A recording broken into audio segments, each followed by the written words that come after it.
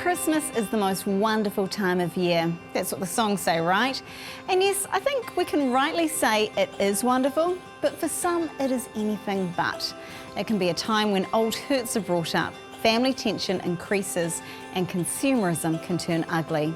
It can be all of those things. Or it can be wonderful, or dare I say it, beautiful.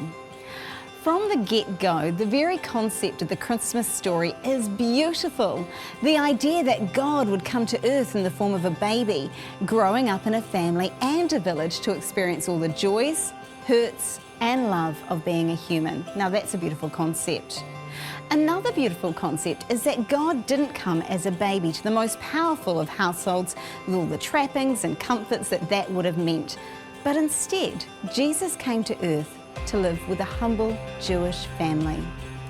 Jesus' birth and life culminated in another turn of events in an act that is probably seen as anything but beautiful. That is the Easter story, the death and resurrection of Jesus. The idea that Jesus would experience the whole weight of humanity's pain and sin in this act is a hard and almost gruesome concept, but once again, it can also be seen as beautiful. In my mind, no human could conceive of such a sacrificial, humiliating, yet life-giving act. Somehow the Christmas story, and dare I say it, the Christian message, isn't always seen as a thing of beauty. Christmas can seem tacky, expensive and tiring. Somehow in the course of history, we have lost that incredible, awe-inspiring story of God coming to earth as a baby to save us. How do we bring the beauty back into our own lives, into the Christmases in our homes and others?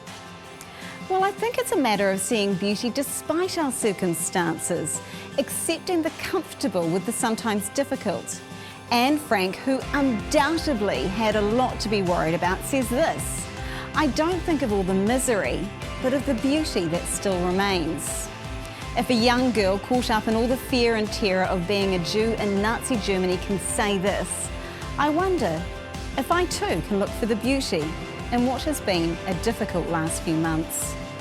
Not only looking for the beauty, but also creating it this Christmas season. Looking for ways to bring a sense of joy, beauty, and God's love to the living room.